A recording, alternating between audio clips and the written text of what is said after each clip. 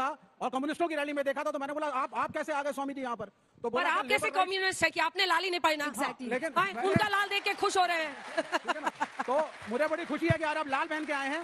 अब आप पहले तो मुझे एक क्लैरिफाई करिए कि कुंभ बिजनेस है या कलेक्टिव कॉन्शियसनेस के लिए? कुंभ का ओरिजिन हुआ क्यों था? कुंभ का ओरिजिन धर्म के लिए। सुनिए, कंफ्यूजन कहां है? आप खुद कंफ्यूज्ड हैं। जब मैंने पूछा था, और मैं अभी ओशो के छोटे भाई से मिला था कुछ ही दिनों पहले, और कुछ और साधुओं से मैंने बात करी, मैंने बोला कुंभ होता क्यों है?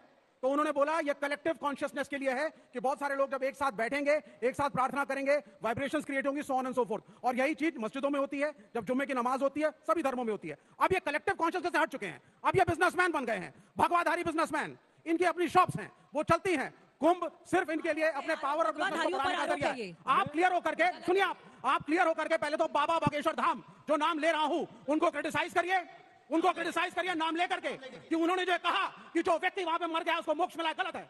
और शंकराचार्य ने जब कहा एक छोटी सी, अगर वहां मोक्ष मिलता है तो मैं भी बागेश्वर बाबा को धक्का दे देता हूं, इनको भी मोक्ष मिल जाएगा। एक छोटी सी बात, आप नाम लेके नहीं, उत्तर सुनिए, मैं नाम लेके उत्तर ना सुनिएगा, सुनिए उत्तर, संस्कृति, ये सुनिए, मुझे 10 सेकंड बोलने दीजिए। तकलीफ हुआ है बेचारे को, बोल।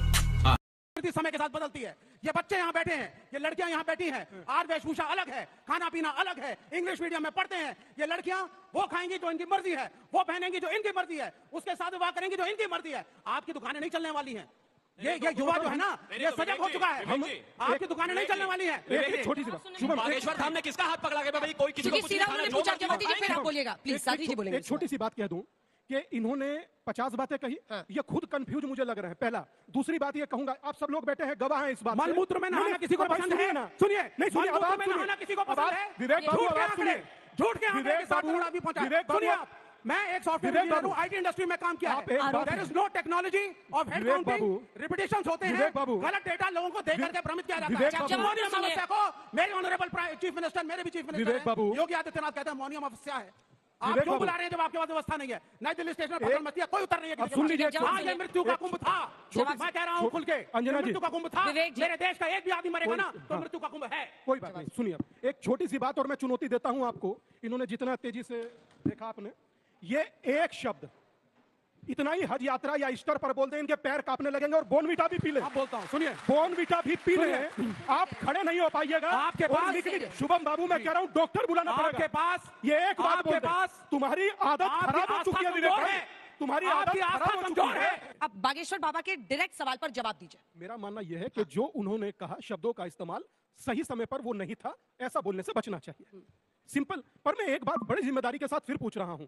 ठीक है, 3 भाई खड़े हैं, तीनों हमारे ही भाई हैं, मगर यही ताकत, यही क्षमता इनकी उस समय शिथिलता में क्यों बदल जाती है जब बात किसी और की होती है? मैं नहीं किसी का नाम लेता। साथी जी नहीं, आप रुक जाइए, प्लीज लेट अस स्पीक, उसके बाद आप। देखिए अंजना जी, सबसे पहले मैं ये कहूंगी कि महाकुंभ मात्र धार्मिक आयोजन नहीं है, हमारे राष्ट्र की आध्यात्मिक, ऐतिहासिक और सांस्कृतिक विरासत है। जानते हैं इन लोगों की प्रॉब्लम क्या है? क्योंकि महाकुंभ को पूरे विश्व के पटल पर सराहा जा रहा है, भारत का डंका बज रहा है, ये इनकी प्रॉब्लम है। हार्वर्ड से लोग स्टडी करने आ रहे हैं, ये इनकी प्रॉब्लम है। और जिस टीएमसी पार्टी का ममता दीदी का हवाला देकर ये महाकुंभ को, अमृत कुंभ को मृत्यु कुंभ बुला रहे हैं, जानते हैं उनके देवस्थान का जो अध्यक्ष है वो कौन है? उस बोर्ड का अध्यक्ष फरहाद हाकिम। अब आप बताइए, ऐसा व्यक्ति अगर देवस्थान बोर्ड का अध्यक्ष होगा तो क्या हिंदू के प्रति उनकी नफरत प्रत्यक्ष नहीं? और सपा की बात कर रहे हैं यहाँ पर, सपा में जो कुंभ हुआ था आजम खान के नेतृत्व में हुआ था। और जानते हैं ये वो लोग हैं, सुनिए, ये वो लोग हैं जिन्होंने, बोलने दीजिए विवेक जी, इन्हें चुप करवाइए। देखिए ये वो लोग हैं जिन्होंने इरेडिकेशन ऑफ सनातन धर्म पर कॉन्फ्रेंस हुई थी, ये उसके पास थे।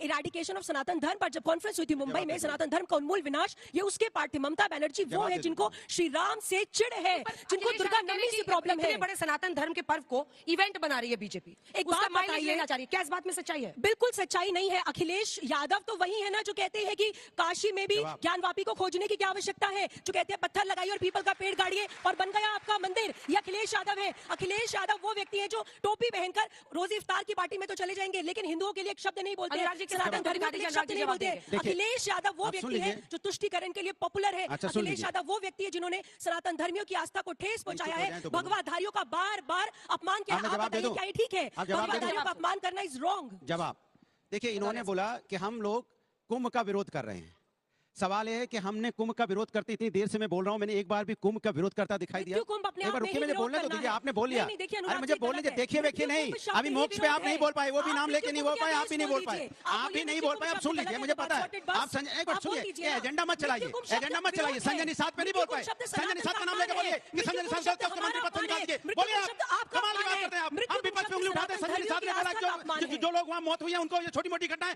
एक शब्द नहीं बोल पा रहे। हमने बोला क्या ऐसा? हमने जितना माजी की तरह बोला क्या? 2013 में किसकी फालतू सरकार बात कर रहे हैं आप, थी? पार्टीबाजी मत कीजिए। 1994 में अगर किसकी आप सरकार थी? जिस मुल्क में 2008 लोग में होते हैं किसकी उसका सरकार सम्मान थी? नासिक में कीजिए। जब आप 200 लोग पार्टीबाजी कर मरे, रहे हैं, मुझे बोलने दीजिए, 1994 में आप 800 मुझे लोग बोलने मरे, दीजिए, आप मुझे बोलने 2013 में दीजिए। कितने लोग मरे? किसकी अरे मुझे सरकार बोलने थी? तो बताइए दीजिए। ना। अब देखिए, अब आवाज बोलने नहीं तो होगी दो। because they don't have मैं आपसे answer। लड़ूं क्या? बताइए, फिर अरे, कहेंगे कि क्यों कर लड़ रहे हो? लीजिए ना फिर कहेंगे पर्सनल देखिए अटैक, हमसे लड़ रहे पहले वो हैं, फिर बीच कहेंगे आप देखिए लोगों के महिला भी से लड़ सवाल रहे हैं। अब मैं अभी आपसे जो बात यहाँ पर कर युवा मौजूद है उनके भी सवाल लेंगे। भदौरिया साहब अपनी बात 2 लाइन में पूरी कर ले, फिर सवाल पूरी देखिए ये बार बार ये लोग ये कोशिश भदौरिया करती जी है दो भारतीय लाइन में जनता पूरी कर ही पार्टी, नहीं सकते अपनी मैं अपनी बात कह लूं, भारतीय जनता पार्टी जैसी पकड़ी जाती है